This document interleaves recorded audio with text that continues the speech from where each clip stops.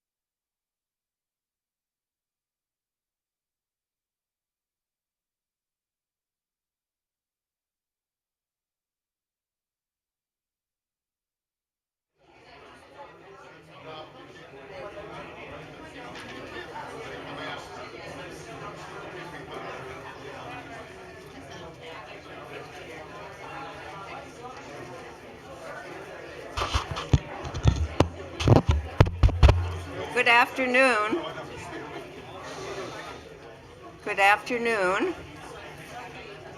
And good afternoon, okay? We are very honored to have all of you here. I don't see a single place that isn't taken, and we have a very special day. We have the privilege of having two speakers today. That's new, and it's unique, I would say. So first on, we're honored to welcome today's speakers back to her hometown today, and in fact, whenever she can make it. It's fair to say that she is one of our more worldly guests, and her talk today is of profound relevance. Jill has had, from her high school days, a passionate interest in Russia. She has spent a great deal of time there with CNN. In fact, we first met in Moscow. At this time, under the guidance of its president, Vladimir Putin, Russia has entered Ukraine with the goal of owning it. The ruthless destruction that he has caused in the process is unspeakable, unforgivable. Jill knows Russia and its leaders like the back of her hand.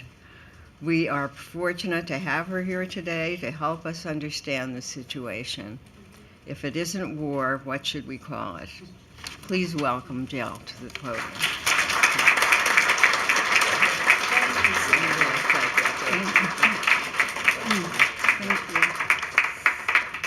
All right. Well, thank you, Sandra. I'm going to use this microphone so I can kind of move around a little bit, but I forgot to put it on, so let me do that while I'm talking a little bit. But it is really wonderful to be back and to see friends and relatives, and also, oddly enough, today is my father's birthday. He would have been 100 and something. Vince Dougherty, who was also a local boy, and he was in charge of the FBI here back in the, let's see, 60s, I guess 60s and 70s. So it's to me very significant. Whoops. Yikes, where did he come from? He pops up in the most amazing places and invades spaces that you don't expect. So anyway, but no, it's fantastic. And it's a great turnout. I know we have two speakers today. Looking forward to the whole afternoon. And I just wanted to, begin with the war. I know I'm going to talk about the media, and that's one of the subjects that is very important to me. But I think the war, this invasion of Ukraine is, I think, a major historic moment that we're in. You know, I grew up in the Cold War, probably a number of people here did. And so that was kind of the template, World War II, then the Cold War. And what we are in right now is changing the equation in many, many ways. I mean, just think about it. You have a major war in Europe right now, a major war. You have economic repercussions because of the war that are affecting the entire world. Globalization is being affected, trade is being affected. Then you have, and inflation, the global production chains are being affected. Then you have, let's say, the political side of it, geopolitical. You have NATO growing. Who would have thought, a year ago, that Finland would be part of NATO? And now Sweden probably will be not so long from now. And then you have, I'd say, you have kind of the information space, and that intrigues me very much because I was a journalist. I kind of still am to a certain extent. And so the information space is changing. And as we're speaking, I would love as many questions as possible. So I'll speak for 20, 30 minutes at the most, and then we can have questions. I can always go back to talking if need be, because I like to talk. But anyway, I just think that this is affecting so many different. Migration. I should mention migration. You have millions of Ukrainians who have been displaced from their homes. Some internally displaced. Some becoming refugees going to Poland and the surrounding areas. We also, and I'll talk about this a little bit more in detail, people who have fled the country, who are journalists, who have fled because Putin is destroying independent media, and they have fled to a variety of countries. So if you're looking at the statistics for how many people have left Russia, it is easily 2 million people, easily. And this is not, this is really kind of usually people who fled for a purpose, not just pushed out of their homes, but leaving for a particular purpose. For example, mobilization to get more men into the army led to an increase in people leaving the country. Again, the numbers are kind of all over the place, but you had, it could be close to 1 million people leaving because of that. Some of them have come back, but so you have this, huge shifts in people from Ukraine, plus the decimation of Ukraine right now, which we see on our television screens every day. Just, this morning, it was 19 people when I woke up in an apartment building. It is now something like 21 who died just this morning, from bombing. People who are living in an apartment, like a building out there, and then all of a sudden it's bombed, and they're dead. It's unfathomable sometimes. But I wanted to talk about the other part of this, and I'll kind of have two themes: the war, and then also, and what that's doing to Ukraine, but also what the war is doing to Russia itself.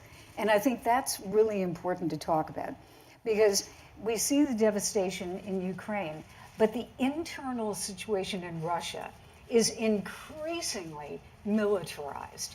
I mean, I'll give you some examples. This morning, every day I wake up, there is something new. So this morning, I wake up, and there is a report that President Putin has given an order to create museums across Russia.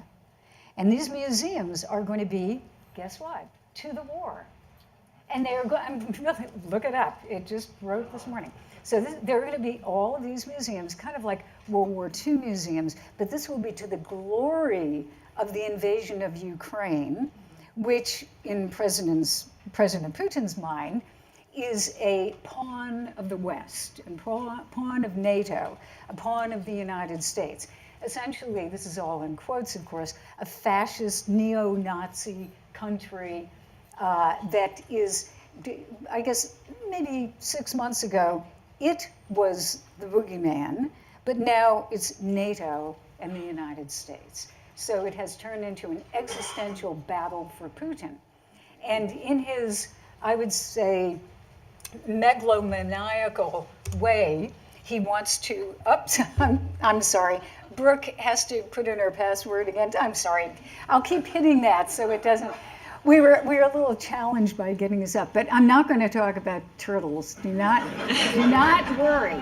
So, but anyway, oh, fantastic! Thank you so much. Okay, all right, now onward. So, let's start with the main characters. Okay, we have this story of the war. We all know who this is: Vladimir Putin. I don't think we have to say too much, although I would just kind of put a little footnote to be talked about. Putin's ideology of his Putinism, what he thinks about the world and how the world functions. It was always very broad. In the old Soviet days, there was Marxism-Leninism, which we all know about. And it was a very defined ideology and an idea of the world. And you could, look it up. There were books, Marxism, Leninism. Then when Putin comes in, well, Yeltsin, the previous president, first independent president, couldn't really come up with an ideology. He couldn't come up with an idea for what modern Russia really was. Now, he had a lot of challenges, war in Chechnya, deteriorating, economy falling apart.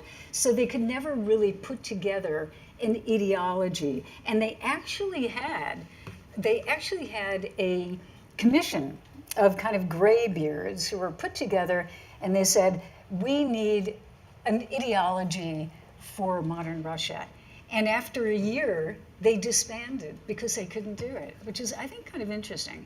So Putin comes in and begins to create this ideology of Russia, modern Russia, which is, I would say, a little dose of Tsarism. Great country, 1,000-year history, Christian country, high culture, all of that, which is absolutely legitimate. Then he takes Soviet times, which I would, pare down to Russia saved the world in World War II. And unfortunately, they don't seem to think that Americans or anybody else had much to do with it. When I would get into, my father was in World War II, and he served in the Pacific Theater. And I would say, yeah, my father was, in the Philippines and China and everything. And they say, the Pacific Theater? What was that? Because it's all for them. And I'm not trying to take anything away from Russia. I mean, really, they had devastating losses, and millions of Russians died. But I'm just saying, what used to be kind of a more we won it together has now turned into Russia did it on its own. And in fact, there is a slogan for this war, they have several, which is, we can do it again. So he has brought back World War II, and we can do it again has actually turned into, even if, and this is literally what they are saying on Russian state TV, if you are 21 years old and you're fighting in Ukraine and you die, that's actually okay because you are dying for the fatherland.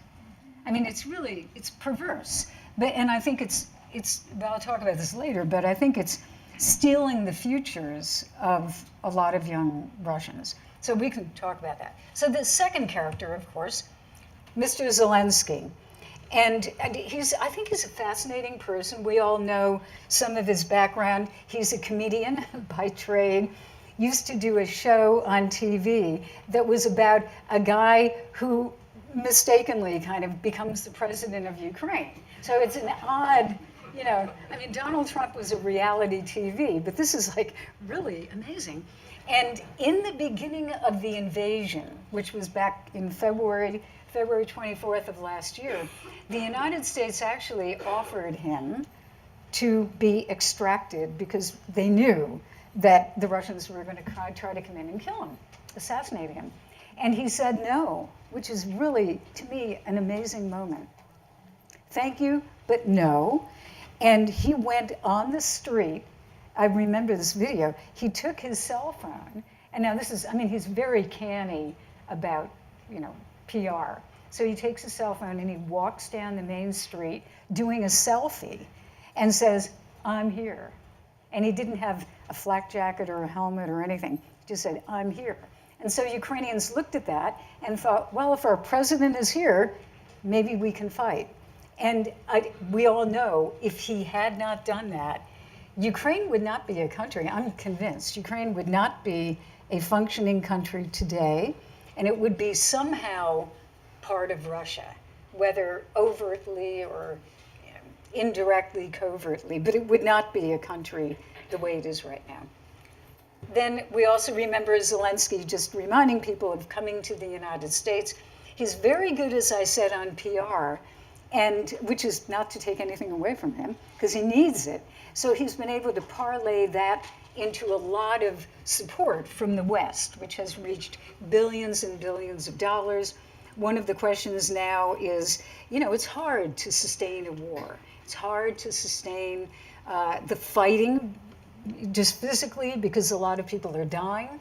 Some of the best young Ukrainians are dying, and young Russians are dying too because of Putin. But I think, one of the questions for Americans will be, will we continue to support Ukraine in the war.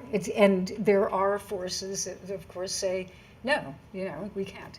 So that will be a debate. So I went to Moscow in February of 2022, right before the invasion, because CNN, but I used to work for them for 30 years, and although I'm now in the world of academia, they send me back, as kind of like an analyst or whatever. So they said, we know there's going to be an invasion or something, we're pretty sure something was going to happen. US government was saying that there will be an invasion. The Russians were saying, invasion? You have to be kidding. We would never do that. And so, of course, they invade.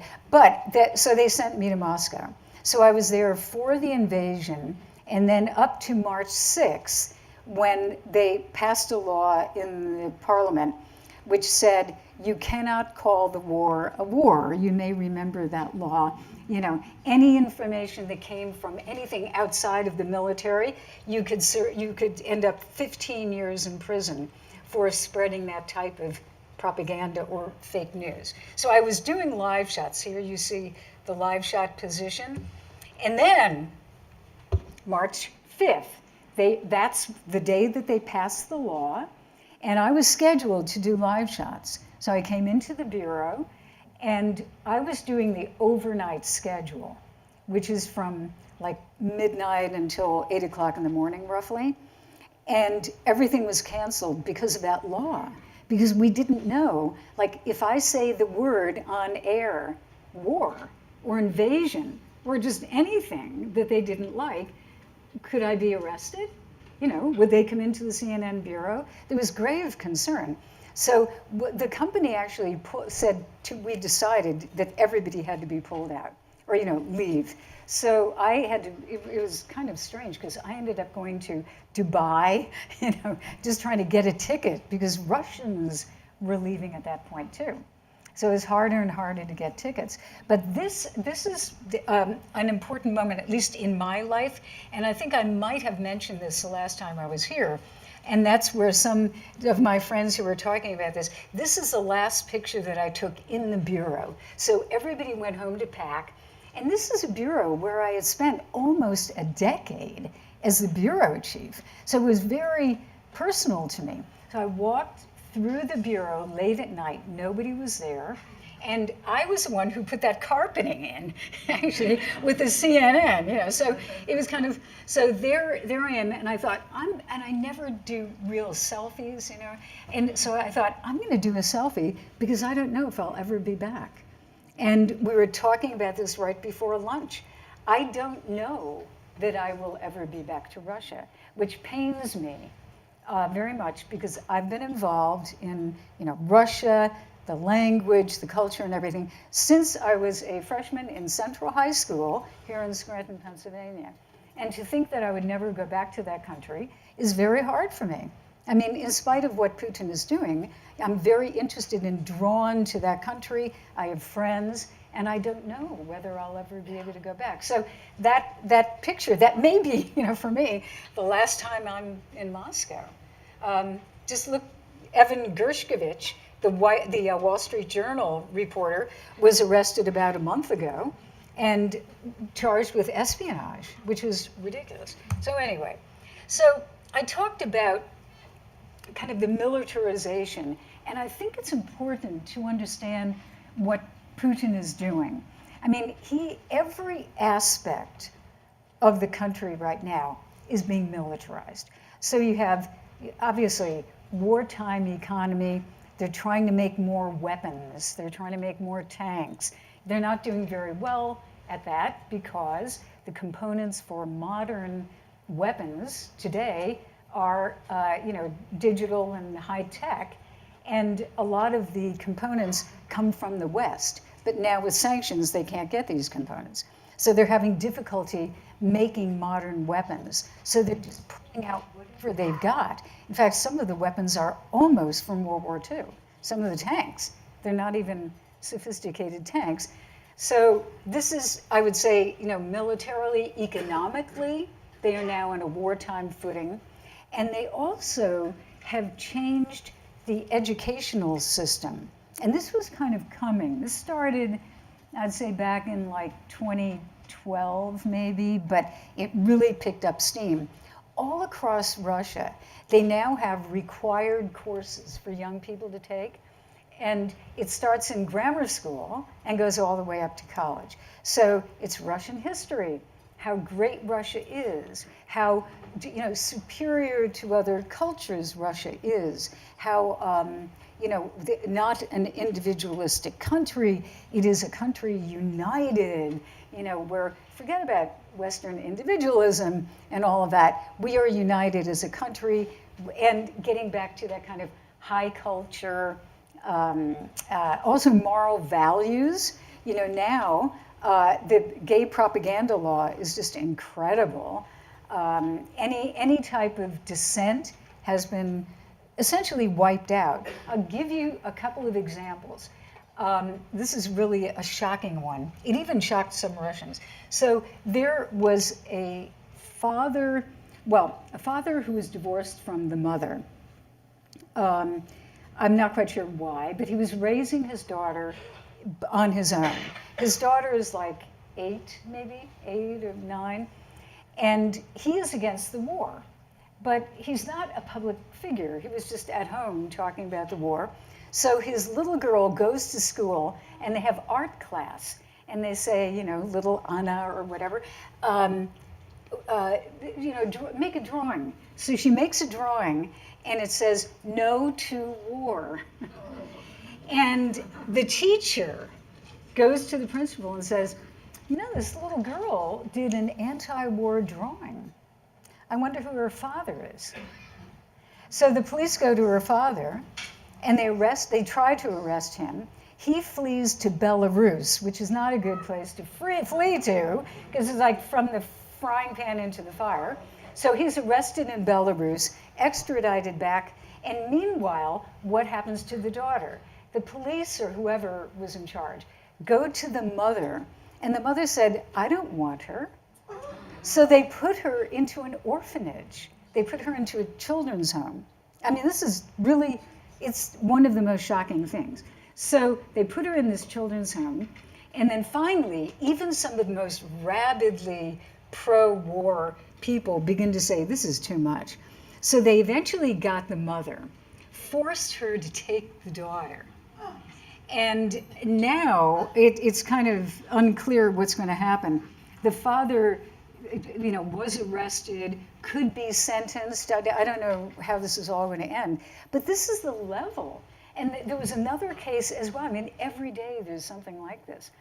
A young couple in a restaurant having a conversation saying, boy, this war is terrible. Somebody overhears them at the next table and calls the police and says, there's some anti-war people here who are talking about the war. The police come in, there's video of this. Police come in, put them face down on the floor, and arrest them. People are arrested for tweeting, well, not even tweeting, texting friends against the war. So what I'm saying is, this has gone way beyond just like Vietnam War, we hate the war. This is now Stalinist repression. And when I say this, I used to be very, I will call it mild-mannered about Russia. I mean, I kind of understood in the beginning of Putin, he was doing some reforms and all of that. But this is a level of repression that is almost worse than the Soviet Union, because he is the only person who's in charge. In the Soviet Union, you had a Politburo. You had a number of people. And sometimes, they, after Stalin died, they decided that he was a monster, and they had de-Stalinization. But with Putin, there's no one who's saying de-Putinization, except for people who fled the country. So anyway, onward. But it's pretty bad. So after Moscow, I go back to DC.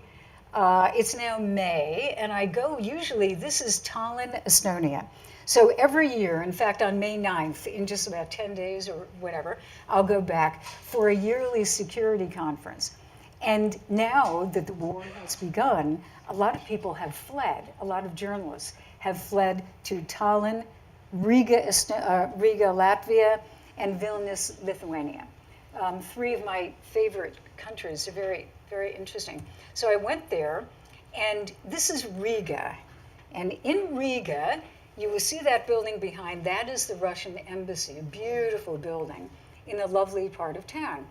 And people are so incensed about the war in the Baltics that it gets worse. Wait till you see. So they put this up in front of the embassy so that the embassy can see what people think about Putin and the war. So this is kind of the beginning.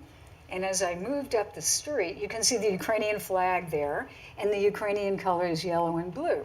So this is what we see.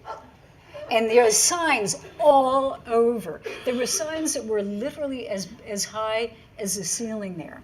So look at some of these. I mean, Putin is a rat. Actually, I once did, when I was in Libya, I did a photo journalism thing on images of autocratic leaders and things like that. The rat is often the symbol. They did that with Gaddafi. There was a lot of graffiti, and they used almost the same thing, except that he has a nuclear missile on his head, because that, of course, is the one great power that Russia has. And down in the right, I won't necessarily read it, but you see the F word, and they call him now Putler, as in Hitler.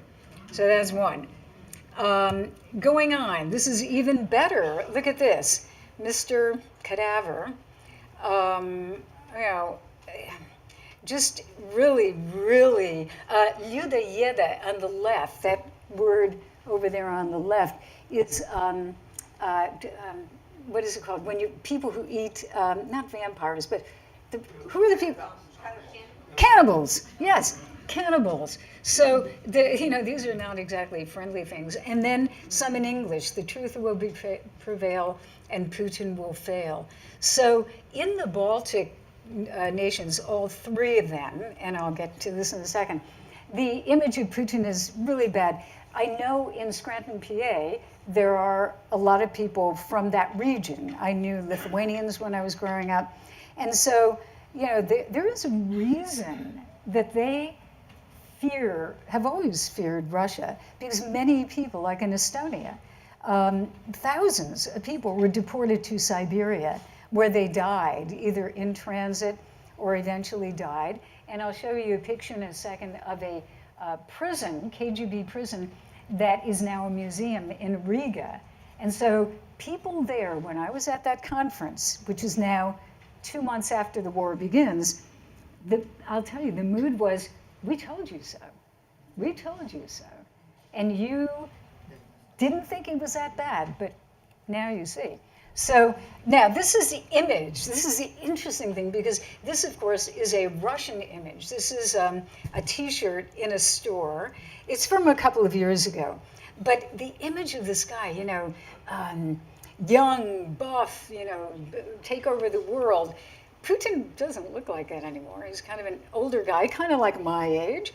And, so in Riga and in Latvia and Lithuania, I also talked to journalists.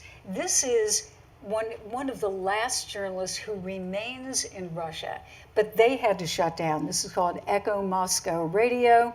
This guy's name is Venediktov, Alexei Venediktov, and he was, he's really famous. It's like a news radio. He had to shut down. He is now on the web.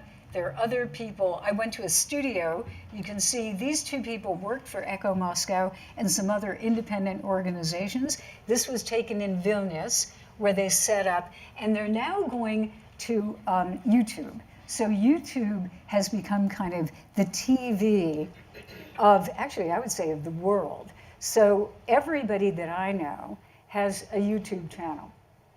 These people did too. They had a camera over here and a green screen, and they would have a discussion. And a lot of Russian journalists are now living in the West. So one of the questions is, are the Russians who are home still listening to them? And because they're really telling the truth in Russian, so it's very effective. But it's, I don't know what the future will be. A lot of them fled thinking that maybe this will be over in a year or two, and it's not. So we don't know. So there they are, Sasha, both of them. They're great journalists and friends. Now, I do not want to believe me, I'm not going to talk about Donald Trump because we've talked about that enough. But I will say that this picture of, Tucker Carlson, who disappeared a few days ago from Fox TV, if you look at the right top corner, I took this picture not on American television, I took it on Russian television. This is Россия 24, so Russia 24. It's like a cable, 24-hour news, and you see down at the bottom, so this is Russian TV, and this is Tucker Carlson was, until a few days ago, on Russian TV almost every single day. Not as a broadcaster, but what he said about the war in Ukraine, about Biden, about the economy, about America, was literally put on Russian TV. So I'm bringing this up because to me it's shocking. And you look at the severe cost. None of this benefits America in any way. So there is a mirroring, I call it cross-fertilization, between Russian propaganda and American propaganda, and really world propaganda. You could even say Chinese propaganda. It's like a swirl of information. You can no longer say that propaganda is one directional, we send a message, they deny it, etc. It's all a big swirling mess of propaganda. And so what Tucker was saying, I thought, that sounds familiar. Oh, because Putin said it.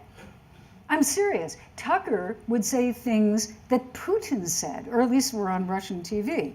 And then Russian TV would say, hey, this American journalist, this influential American journalist, is saying this. So they would echo what he said, but it was an echo chamber, if you know what I mean. It's kind of the same message. So I think we have to be very aware that in debates about Russian propaganda, it's kind of a two-way multiple street. Now, this is a torture chamber. This a little out of sequence. This is in Lithuania, KGB prison, torture chamber. I was stunned after I went there. Again, the Baltics, a lot of the countries used to be part of the Soviet Union that remember Stalin, et cetera, and the KGB. They have been warning us about what Putin would do. So anyway, back in Washington, this is the fantastic ambassador, Markarova, for Ukraine. And she's been doing a great job going around the country, very active in talking with people around the country and trying to spread the message of why they think they need help from the West. And that's that's their military attaché, really nice guy. This is an odd thing. It's when I talk about the image of Putin, this is a tweet. So at the top, I'll just read it. It's a picture. You see this picture of Putin, and it is done like a Russian icon. Like this part of it is kind of like the saint, and his face is elongated to look like a Russian icon. So this, and you can read up there perhaps, icons with Putin were sent to the mobilized. So soldiers got this recently. And it says, such gifts for Easter were made by United Russia, which is his political party. One of the Perm, people mobilized from the city of Perm, told us about what happened. Now he is in the Zaporizhia direction. So it's a little funky translation, but this guy's fighting for the Russians in Zaporizhia, and they all were given this wonderful icon of President Putin. So the image has actually, from that kind of macho man Putin, now he is literally a saint. He's literally a saint with a holy war against the godless West. They actually call the West Satanism. and Satanists, literally, quote, Satanists. So anyway, now I wanted to close because I really want to get questions. I should be looking at the time here, but this is the old days. I hope you can't recognize me because I have the worst haircut that I think I've ever had in my life. But I'm on the bottom right next to Mr. Peregrine, and I will get to him in a second. And my twin sister Pam is on the far right in front. Pamela, who also went into Russian studies and continued and actually got a PhD. So we were hooked on Russia in high school, and it always feels very fitting to come back here. I know Scranton Central doesn't exist anymore, but it does in my mind. And then this is Mr. Peregrine, Michael Peregrine, now deceased, but with his absolutely wonderful wife, Pat. And Mr. Peregrine is the guy who created the Russian courses at Scranton Central High School. And I'm actually writing a book, and I hope it will get published, but I'm actually writing it. And he's in there as kind of like, it's a memoir / nonfiction book, because I reported on the guy, on Putin for nearly a decade, and I still do. So, it's kind of the story of the Cold War, and Mr. Peregrine was actually a recipient of some of the US government funding for critical languages. I know a lot of people here know about that. During the Cold War, that the United States government, very freaked out by the space race and Sputnik, decided to put a lot of money into the study of foreign languages. And Mr. Peregrine, native Russian speaker though, who was 24 at the time or something like this, very young when he taught us, he was a recipient, and Pam and I were. So there was a lot of help to study critical languages, which gave me my career. So I always want to remember Mr. Peregrine, who literally gave me my career. There he is with Pat, and I think I have a picture. Oh yeah, there we are. I interviewed him a year before he died, so he's very much in the book and telling amazing stories of the early days of studying Russian. So maybe we'll end on that. How are we doing on time? Let's see. What time is it? 10. Yikes. Okay. Let's open it up to questions, and then maybe 10, 15 minutes at the most, Sandra? 10? 10 minutes. Okay. All right. 10 minutes. Yes, sir. Oh, I think we have a microphone, if that makes it easier.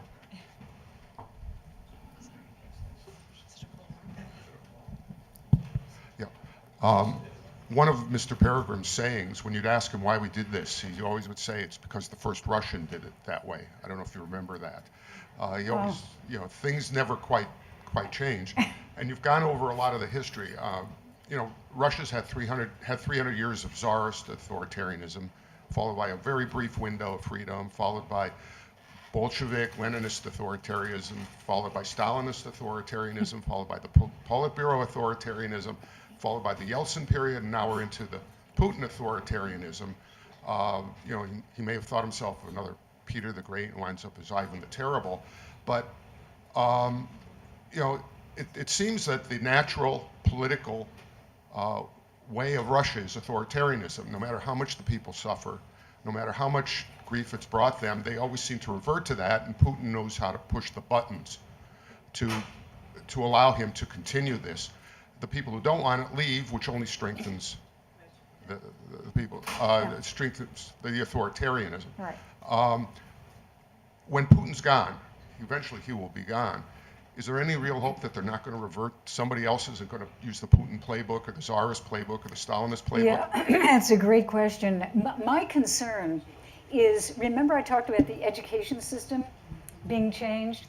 So that I think what we've got now is, if Putin disappeared and they hadn't changed the system, but the system is now being militarized, and little kids who are like 10 years old are learning the things that Putin is saying. So my concern is, how are they going to unwash their little brains?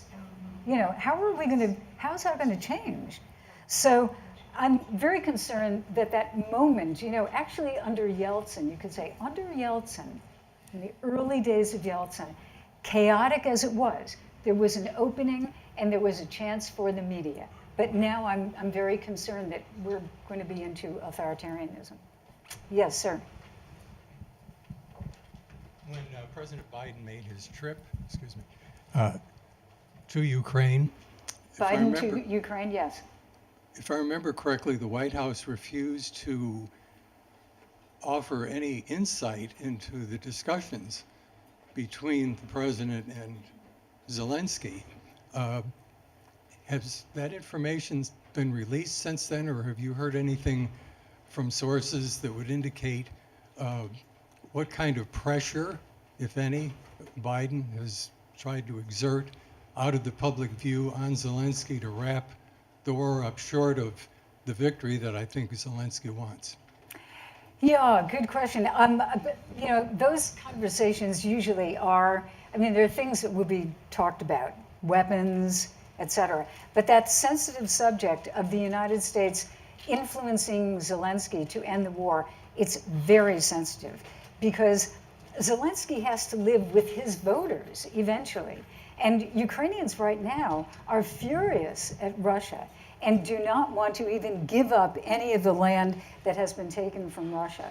So I think, as far as I would understand, I think probably the United States has expressed concern about the war, but I doubt that they are saying wrap it up, because I don't think Zelensky would accept that, number one, and I don't think, even if he did, I don't think the Ukrainian people would, and it's not really our place to tell them what they're going to do. I know we provide weapons, but I don't think we can tell them precisely. I think we can help if there's a way of having some type of peace agreement. I think the United States should try to foster that.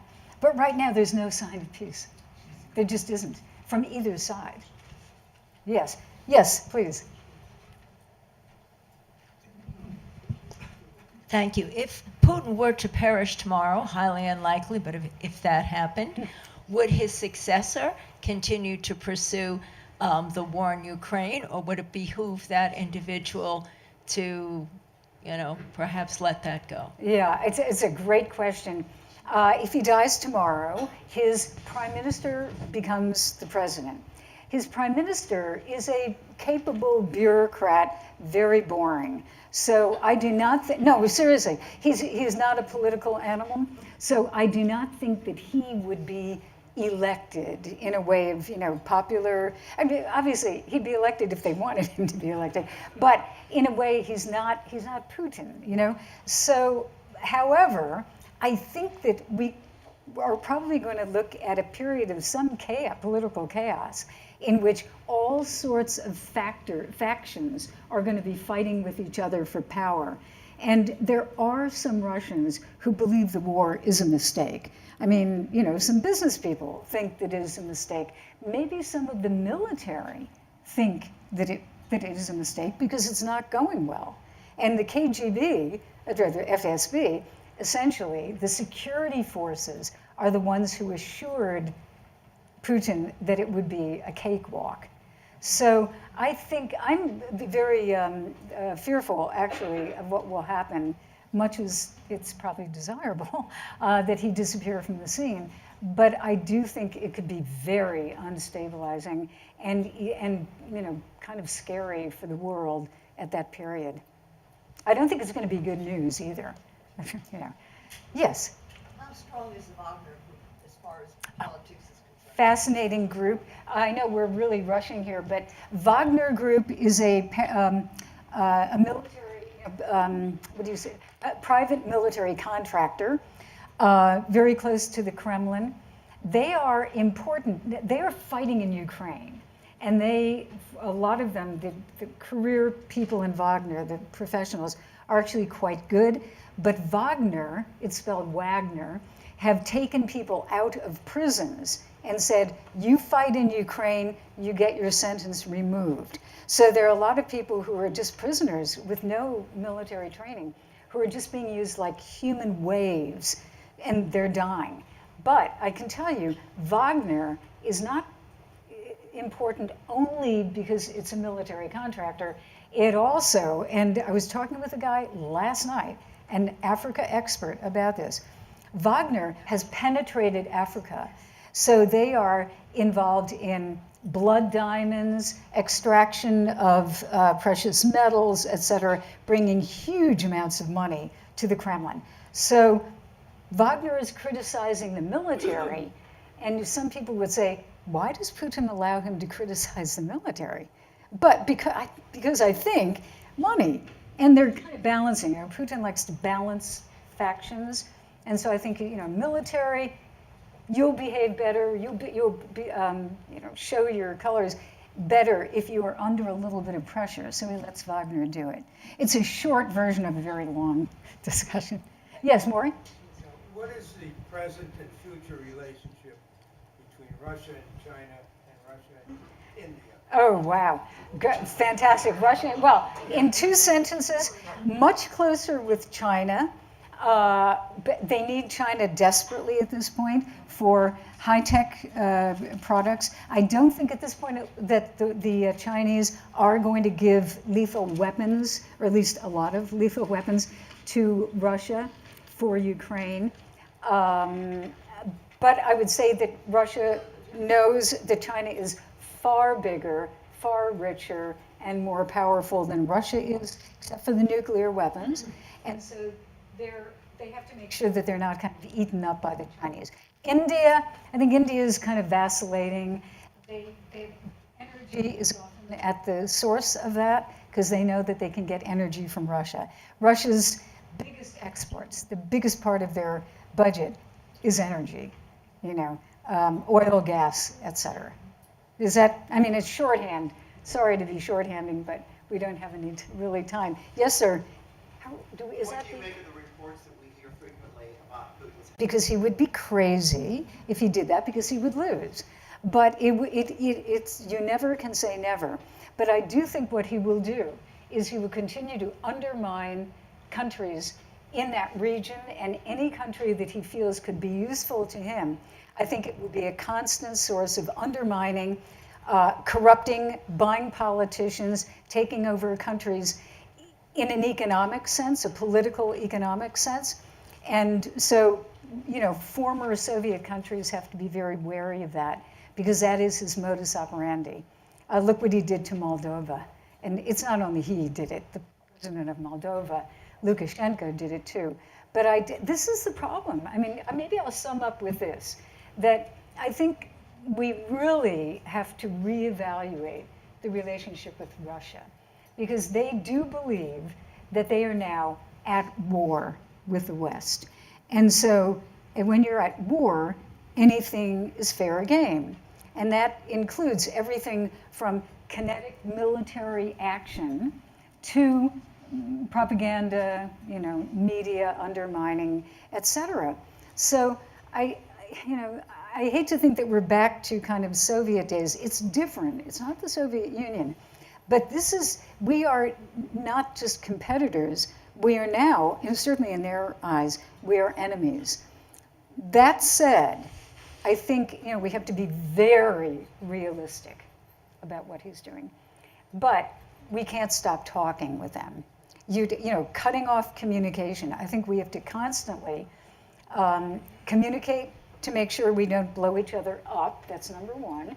Continue with nuclear agreements as much as we can, which are really, falling as we speak, and try to deconflict in these zones, like the planes. You've seen drones and planes almost hitting each other, very dangerous, and try to communicate, but to be very realistic and very tough with them, because they're tough. They are tough, and they're steeling themselves to be as tough as they can, because Putin believes that the West is out to get him. And if you believe the West is out to get you, you're going to take all measures to keep your system going. So that's, I guess, on that jolly note, I would end. But it's thank you. Thank you. Thank you.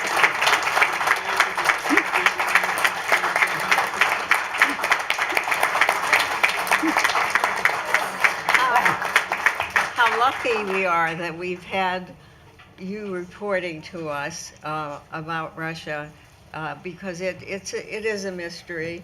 It is a mystery. Yeah. And, we really appreciate your being here. Thank you, Sandra. Yeah. So now we're lucky to have another wonderful speaker back. And it's with gratitude and enthusiasm that I welcome Colum McCann back. He will be talking about how stories heal the world. That would be a nice idea, right? In these last few years, our nation has seen degrees of hatred and violence that most of us have not seen before. The gun, tragically, has become a symbol of who we are. We do need some healing. That said, it is our American tradition to fix what is broken. We can't give in. We can't give up. Can you help us, Colum? Thank you so much. Hello. I'm going to try and put this microphone on. Thank you, Jill, for that extraordinary speech. I could have listened to you all evening. Is that microphone on? Is that working? Great. There we go. There we go. Now I think it is. And I hope to speak somewhat, maybe obliquely, to what you've been talking about, and maybe we can corral all of these ideas together. But first, can I just say thank you to Sandra for everything that you do and everything that you are, and truly extraordinary person. And there's a reason why we want to come here, and just to get a chance to talk with her, to her, hopefully not to her so much as with her today. I want to talk about three things and then open it up for questions. I want to talk about a book I wrote called A Paragon, which takes place in Israel and Palestine, and two gentlemen who were at the heart of that book. I want to talk about Belfast. And last week in Belfast, when Senator George Mitchell stood up and gave an extraordinary speech on the occasion of the 25th anniversary of the Irish peace process. And then I want to talk about a little bit about how some of this might apply to where we are now, with Scranton or New York or Belfast, or indeed other parts of the world, and what storytelling can do in order to bring us together. You know, people talk about the world being held together with atoms and molecules, and yes, of course they are. Gluons, muons, quarks, and so on. We know that, but I also believe that the world is really held together with stories and storytelling, because we have the necessity to understand one another. So, Israel and Palestine, which I wrote about in this book, and a paragon is a shape with a countably infinite number of sides. A little story about that. I was in Beit Jala, which some of you know is a town just outside Bethlehem, which is just right beside Jerusalem. And this was in 2015. I was on a sort of fact-finding trip for a non-profit that I was working for. I went with a group of musicians, activists, artists, and we'd gone and spent this incredible time in and around the West Bank and around Israel as well. And I walk up this little rickety staircase, and there were two men sitting on either end of a long table. It was my second to last day. It was 4 o'clock in the afternoon. I was ready to go to the American Colony Hotel and just like sit back and have a beer and try and parse my whole experience that I'd had for this past 2 weeks, which had been thrilling and traumatic at the same time. And then I sat down at this table, and these two men quite literally took my breath away. And I'm not ashamed to tell you that after they had spoken, I actually ended up in floods of tears, unlike I had been for many, many a year. One man was an Israeli man who had lost his 14-year-old daughter to a suicide bomber many years before. The other man was a Palestinian gentleman who had lost his daughter at the age of 10 years old to an Israeli soldier who had fired a rubber bullet from a distance of 4 meters into the back of her head. They became friends, and in a long and complicated process, but they also recognized the necessity to tell their stories.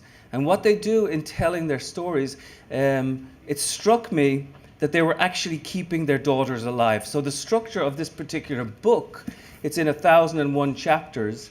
The reason it's in 1,001 chapters is because it's sort of a nod or an homage to 1,001 Nights. And who else keeps themselves alive by telling stories but Scheherazade? So there's this Scheherazadian notion in the stories of Rami and Bassam that stories keep us alive. Death can take away a lot of things from us, indeed, but it cannot ever take away our stories.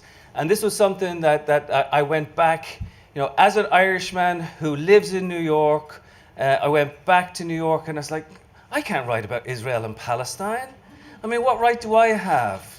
I'm like a middle-aged white male Irish guy, and yet I want to write about this part of the world. And yet, I suppose what we do is we write towards our obsessions. We write towards what it is that we feel we absolutely must do. And this particular story was one that corralled my heart so much that I felt that I absolutely had to try and bring their story out into the world. I will read you the middle section, which is chapter 1001. Just the last half of it, because it relates to the idea of stories and storytelling. It's a long, complicated one sentence. But you have notes in here. Haha. No, it's not that bad. Come on. This is when Rami and Bassam are together, and just halfway through, and where we meet. A place of intrigue to the listeners, gathered in the red brick monastery perched on the hillside in the mountains of the beloved, by the terrace vineyard in the shadow of the wall, having come from as far apart as Belfast and Kyushu, Paris and North Carolina, Santiago and Brooklyn, Copenhagen and Terezin, on an ordinary day at the end of October, foggy, tinged with cold, to listen to the stories of Bassam and Rami, and to find within their stories another story, a song of songs, discovering themselves, you and me, in the stone-tiled chapel where we sit for hours, eager, hopeless, buoyed, confused, cynical, complicit, silent, our memories imploding, our synapses skipping, in the gathering dark, remembering while listening all of those stories that are yet to be told. Now, the thing about it is, what Rami and Bassam essentially say is that we don't need to love each other, either or even across the table from one another, though they do, and we don't even actually need to like one another, though we would hope that we could do, but we really must, or else we're doomed. We must learn to understand one another. And it is in the telling of personal stories, rather than didactic stories, rather than political stories, rather than stories that try to make a point. It's in the messy stories of human experience and in the tragic stories of human experience that we get to know one another. And that was a point that I found to be tremendously powerful for me. For several different reasons. And now I'll come back to Rami and Bassam because they're very important to me. But I want to leap forward to one of the reasons why it was particularly important to me, and it happened to me last week. I had the most extraordinary experience this day last week. Actually, this moment last Friday, when Senator George Mitchell went into the Whitley Hall in Queen's University in Belfast in front of 1,000 people, including the Clintons, including the Irish Taoiseach, the Taoiseach, the British Prime Minister, dignitaries from all over the world. And he delivered a speech about peacemaking and how peacemaking is intimately tied in with the ideas of stories and storytelling.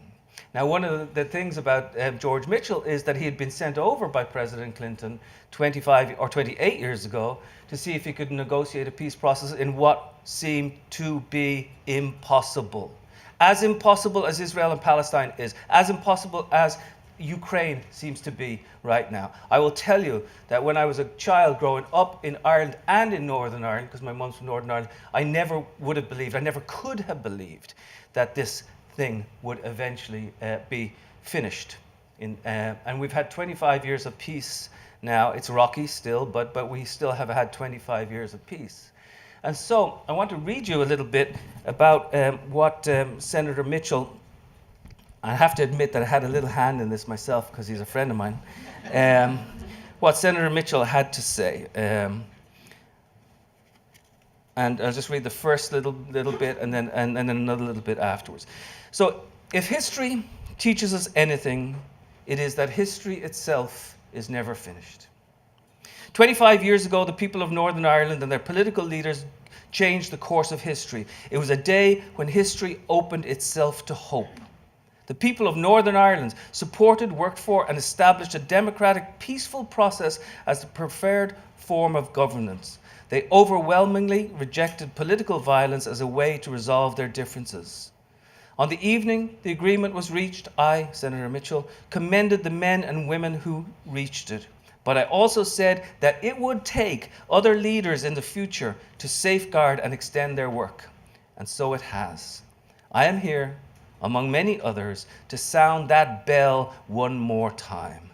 Life is continuous change for every human being, for every family, for every society, for every government. All human beings, every one of us, are fallible. So too are all organizations, political, social, governmental, that we're involved with. And in human affairs, the answer to every problem contains within it the seeds of a new difficulty. Today, a quarter of a century after the agreement, the people of Northern Ireland continue to wrestle with their differences, their disagreements, their doubts, and they will continue to do so no matter how successful their political leaders are. The answer is not perfection or permanence. It is now, as it was then, for the current and future leaders of Northern Ireland to act with courage and vision as their predecessors did 25 years ago, to find workable answers to the problems of the present, to preserve peace. The future becomes the present in a heartbeat.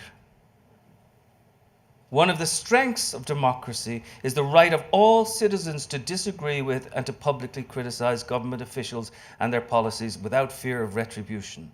Self-criticism is a sign of strength, not weakness. But all values, when carried to extremes, can become vices. So, if there's one piece of unsolicited advice I'd give to the people of Northern Ireland, or wherever it happens to be, it's don't always be so hard on yourselves. At the same time, never ever give up on the belief that you can still do better and be better, not just for yourselves, but for others around the globe. Because this agreement matters not just for you, but for the rest of the world too. What happens here can happen everywhere. Within the word impossible is embedded the word possible. When you approved this agreement, you were talking to Israelis and Palestinians, to Colombians, to Rwandans, to Cambodians, to Ukrainians, to Americans also. You were, in fact, talking to the world. This is an agreement not just for the past, but an agreement to initiate the future, not just here, but everywhere. We are living in terribly fractured times. We need ongoing patience, stamina, and perseverance. We need people who believe, who know that the possible exists within the impossible. We need you. Don't let us slip away. So that's Senator Mitchell, and it was an extraordinary thing. You know, he's sick. He has pediatric leukemia. He revealed that towards the end of the speech. And yet he mustered up the courage. He's 90 years old to go all the way to Northern Ireland and then have 4 days of meetings with the world leaders, still talking about how he can do this. And how did he do it? Well, a lot of it had to do with storytelling, and a lot of storytelling has to do with listening, deep listening. In fact, he said to me at one stage, you know, Colum, I listened them to death. He even got himself a nickname. He was called Iron Pants. Because he could sit in the plenaries long enough just for people to keep talking and talking and talking and talking and talking. And we talked ourselves out, and we talked ourselves through. But he also listened, and he was one of the few who actually listened. Without him, the peace process probably would not have occurred in the same way that we're talking about Zelensky.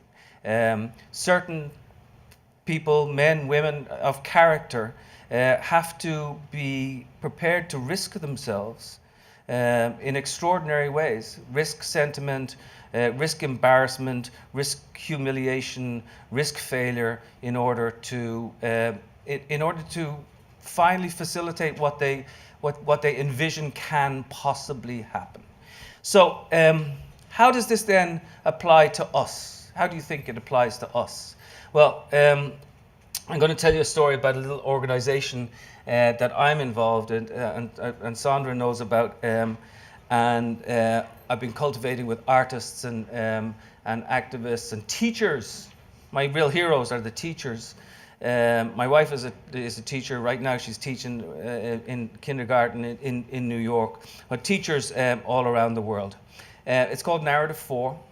And it brings young people together to share stories with one another. You step into my shoes, I will step into yours. So if myself and Jill had sat down together and I would have told her a significant story from my life, she'd tell me a significant story from her life, I would listen to her and she would listen to me, and then we would go back into a group and we would sit down with you and I would say, "Hi, my name is Jill." And I would tell her story. And this is the secret sauce. And she would say, "Hi, my name is Colum," and tell my story.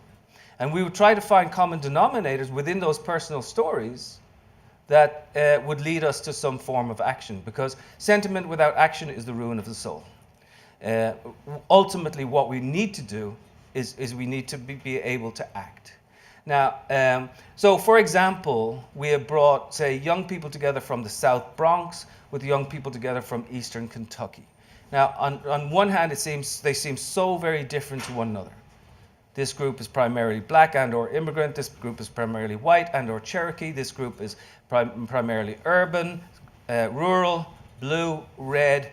It's very much Trump country down in Eastern Kentucky. And when you bring the kids together, guess what? They're completely terrified of one another. I mean, they are. They're terrified. They're like, these people have come from another planet. But when you get them together and you use the fine art of stories and storytelling to bring them together, they talk about personal things. And suddenly the messiness emerges, the nuance emerges. You're no longer a sticker, you're no longer a color, you're no longer a capital letter or a not capital letter. You become a person.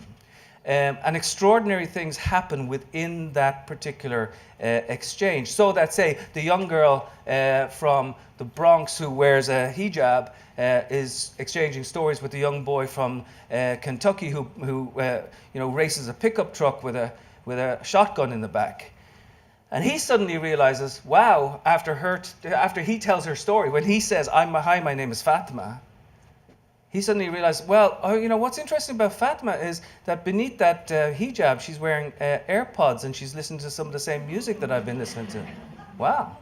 And then she thinks, when she says, "Hi, my name is Ron," or whatever, and I use my shotgun in the back of my pickup truck to shoot rabbits, and she thinks, wow, I've never met a white person before who's that poor that they have to go out and shoot rabbits and so on, and all of this becomes messy. My three favorite words now, after "I love you," which is the ones that we really should be saying to the ones that are around us, but to the ones we don't know, or to the ones who we're listening to, some of my favorite three words are "I don't know."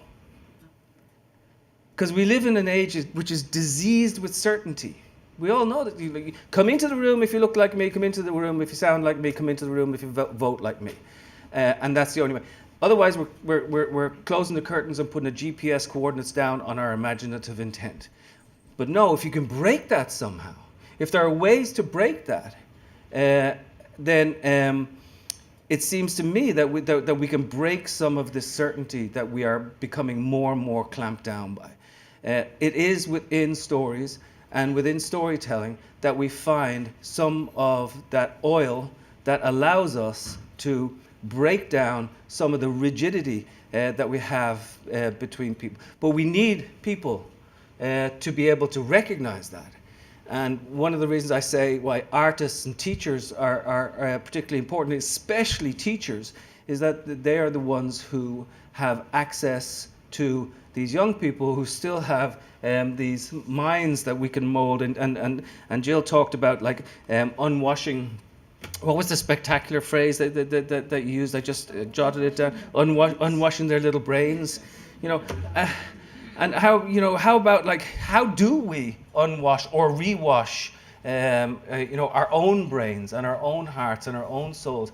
Well, I believe it is by stories and storytelling. Again, not anything didactic, not anything that wants to win an argument, but something personal, something intimate. And from that, you build almost like the theory of emergence, where, a flock of birds are greater than the sum of its parts. It works in spectacular ways. Check out the principle of emergence. I think that storytelling is greater than the sum of its parts when done properly. One of the things that they want to do in Russia, for instance, and we heard it today, is lock off that part of the nuanced debate. Say you can't use the word war if you're a little girl, you're an 8-year-old girl. You can't use that. You can't use that phrase. But if we open this stuff up, we have a much better chance of helping ourselves and perhaps even surviving. Now, I do want to open it up to questions, but I just want to say finally that with Rami and Bassam, it's sad. Bassam can't get a visa to visit this country anymore. It's extraordinary. He just gets outright refused. Now in Israel, they've refused to let Rami, who's Israeli, travel to the United States now as well. We're closing off ourselves to other stories. And this is really, really, really dangerous. But if you ask them, is it possible? They will still say it's possible, right? Just like George Mitchell, achieved the possible within the impossible. And what they will say is, in fact, what the Palestinian Bassam says is, who would have believed, 80 years ago, after 1945, that one day there would be a German embassy in Tel Aviv? And who could have believed there would be an Israeli embassy in Berlin?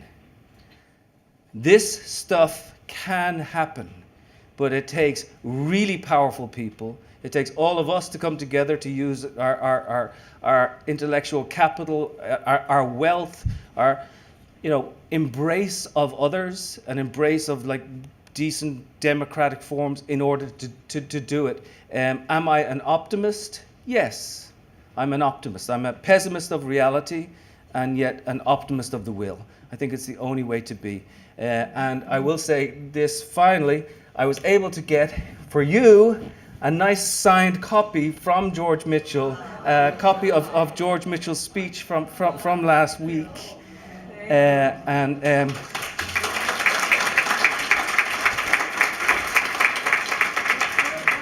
Now, I will tell you finally, just to finish that thought off and to give you a little bit of hope. So when Mitchell came out of the hall, and it was really fantastic. What we had were, through Narrative 4, we had kids outside, Protestant kids and Catholic kids from all sorts of different schools in Belfast together, giving out that booklet, because we'd made it just in advance, giving out the booklet to people as they came out on the streets. We also had them in London, kids in London giving out the books outside the Parliament, in Dublin outside the Dáil, and in Limerick outside the City Council offices. I think this is the sort of thing, if we use it properly, that can become emergent and have a power to become the tidal wave that washes away some of the terrible stuff that's going on around us. So thank you. And thank you for everything you did.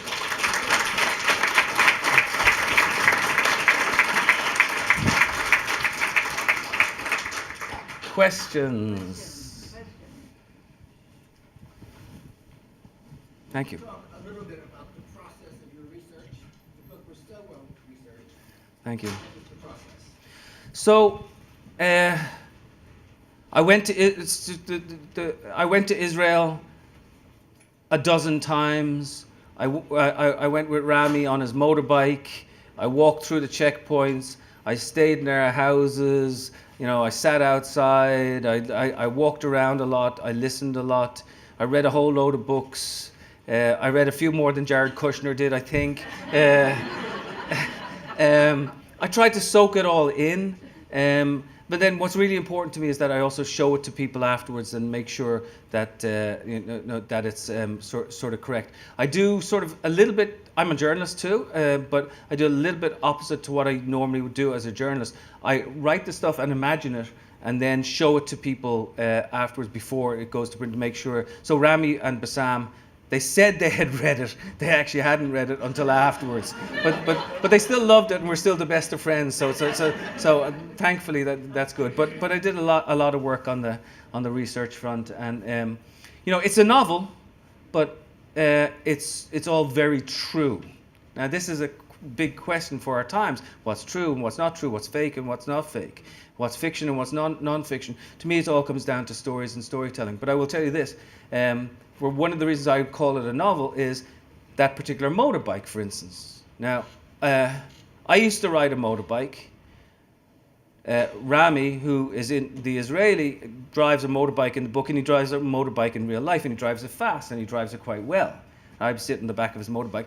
And then, so when I began to write about it, I wrote about him driving through the streets and doing all these things. Rami had read the first couple of pages, said, yeah, it's great. He says, it's great, man, but you got me on the wrong motorbike. And I said, yeah, I know I have you on the wrong motorbike. And he said, well, what do you mean? Well, I said, your motorbike is an automatic. Guess what? Linguistically, that's boring, right? I want the reader to feel like she is on the motorbike. So I need the word clutch. I need the word rev. I need the word gear. I do all this. So I switched it from an automatic into an, and then therefore you sort of gathered the experience, and then it's real. I did that. There's a few different things in this book but it's essentially it's a blend of non-fiction and fiction, and there's a lot of research went into it, and particularly with this topic, I had to get it right. I get a lot of people telling me, what was right and what was wrong, and so on. But sometimes about the exact same, particular statistic from one side and the other. But that just goes to show you, it's all there's so many more than two truths. It's a kaleidoscopic thing. It's a paragonal. Thank you. Thank you. I really appreciated your sensitivity in saying, as an Irishman living in New York, you needed to make this story right.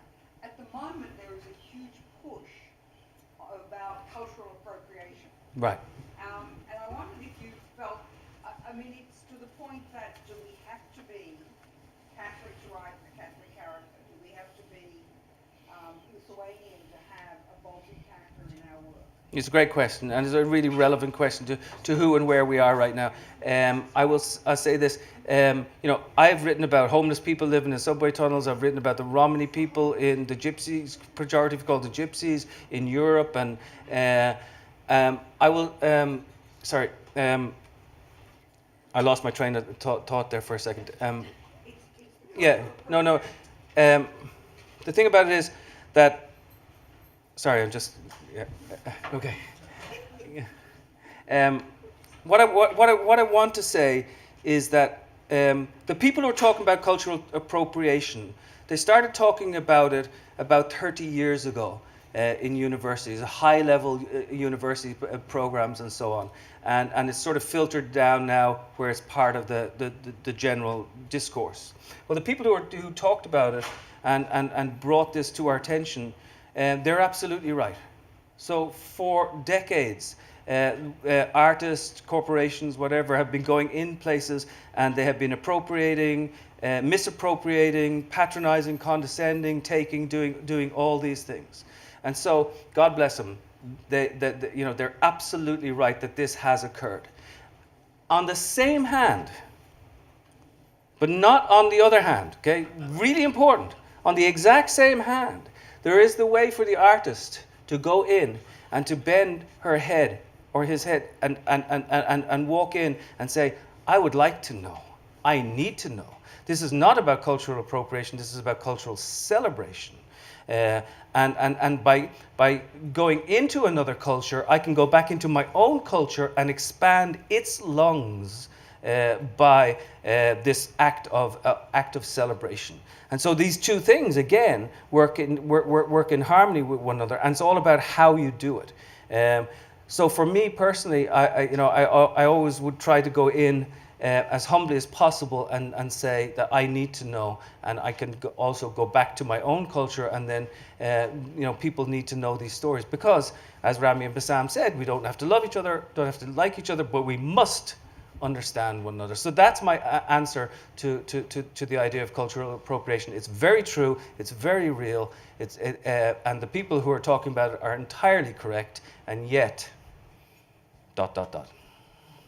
Thank you.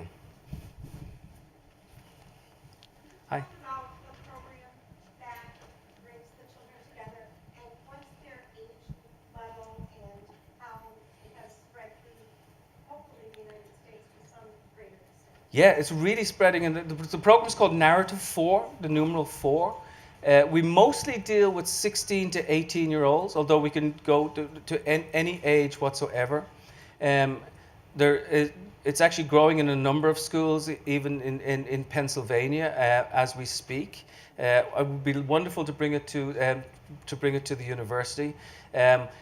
When I first met Sandra, there was 2 people working in this organization. We now have 50 plus. We're in 31 countries around the world. We've got millions of stories that are being exchanged by young people, and then they're getting involved in civic engagement programs in South Africa, in Ireland, in Colombia, in Mexico, and in particular, here in the United States, where we have regions now, and we have a train-the-trainer model, and it's all become. You'll begin to hear about it. We were on the Today Show about a month and a half ago, and you'll begin to hear about it more and more and more as it sort of takes on a fever. But thank you for asking about it, and if you want to support it, it's narrative4.com. And our support comes from from all sides. So we get money from the left, from the right, and that's controversial with some of our artists. They don't want that to happen, but we must do it at the same time too. And I'm happy to say that we're one of the few non-profits that sort of goes across all these different boundaries. So you have to do it. If you're working with kids from Kentucky and kids from the South Bronx, you have to show them where some of the support is coming from. And I think we have time for one or two more, do we? Yeah. There's a program that made me aware called the American Exchange Project. Yeah. And Scranton is part of it, where they take high school seniors and do exactly what you're talking about. Going to cities for a week in different parts of the country that are totally different like that. Yeah. And there's 40 cities now involved. It was founded by David McCullough III, the author of David McCullough. I love him. And Bill, you're familiar with it. There's some people that in this room that hosted some of these kids last year. They're doing it again. So I hope maybe there could be a connection between. And that sounds fantastic. I mean, one of the most important things in relation to these programs is that the kids don't get dropped. That they just don't bring them somewhere, have an experience, and then come away and have to deal with it themselves. There has to be an ongoing support level system. One of my co-founders is Ishmael Bea, who was the child soldier from Sierra Leone, who wrote A Long Way Gone. And his big thing is, if you work with these kids and you show them a new reality, and then you drop them, you have the real potential to create more warlords. And so the real stuff on the ground is continuing to work, and that's where the teachers come in. And we also have a huge network of artists who are helping us out as well. Salman Rushdie is one of our artists, Marlon James, Terry Tempest Williams, Roseanne Cash. We got singers, and so we're developing this stuff as we go along. I do think that storytelling is the glue. As I said at the very start, that we're held together with the idea of stories. And if we can get that, if we can really get that, rather than like trying to propagate our ideas, we have a chance of rescuing ourselves. For years, we have believed that the Republic of Ireland has been fervent in its reunification with the 6 counties of Northern Ireland. However, I've heard some indication that the Republic really doesn't share that enthusiasm, that it is reluctant to take on that responsibility. Is there any truth to that, and what is the prospect of reunification? Right. I hope everyone got the question, but it's about the prospect of reunification in Ireland. Well, it's a tough question. It's a really tough question. Yes and no, and maybe. I mean, my dream would be for it to be a united, peaceful Ireland. I think it has to be negotiated in a really powerful way. You have to reimagine things. You don't want the people who are now. You have a million unionists in Northern Ireland. You don't want to isolate them. You have to let them, come into the fold properly. So what do you do with symbols? What do you do with flags? What do you do with national anthems? What do you do with money? What do you do with borders? What do you do with taxes? All of these different things. It's going to take a visionary to come along. Possibly a young person like a Greta Thunberg who can unite us with and I do think a lot of this power is coming up from young people, but somebody who's going to be able to knit us together without us descending into violence and the people who were once the quote-unquote oppressors becoming the oppressed. That is the worst thing that can possibly happen. We see it happen all over the place. And so it's going to take people of moral courage, of people of great moral courage, who are prepared to put themselves on the line to do it. It is my hope that we will have a united Ireland. It's also my belief that you will have it within about 15 years. I just hope that it doesn't cause any violence or any factionalism. But it's all about money too. So much of this, folks, you all know this. So much of it is about money. If you can economically, help these poor areas to prosper, you're not going to have the same sort of desire to go out and fight. So a lot of it, about the South. The South became one of the richest countries per capita in the world. The Republic is so much wealthier now than parts of the North and parts of Britain. So people want to protect that, but how do you change that whole notion so that it becomes a sort of democratic place to be? You probably have the answer. I don't have the answer. You use the word hope, and that's an important part of it.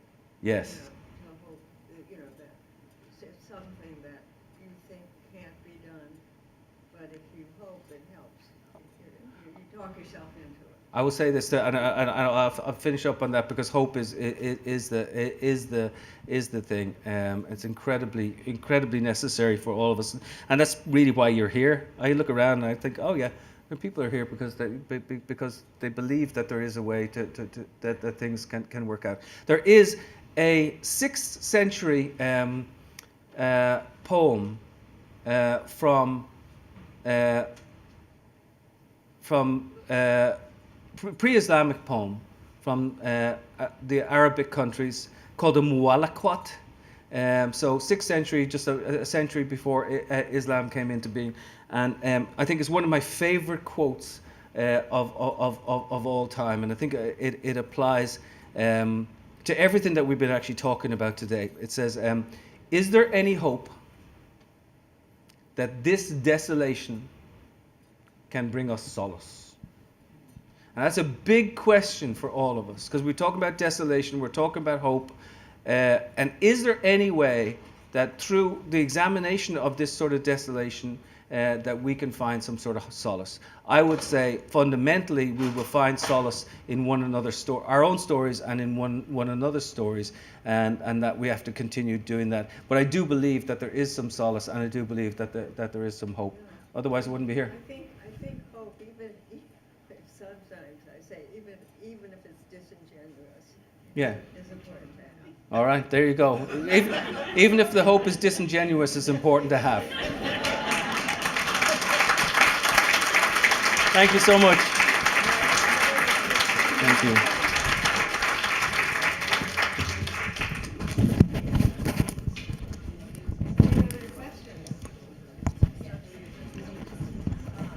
Here, you can come up and speak. Oh, I asked if any questions, and does anyone have any answers?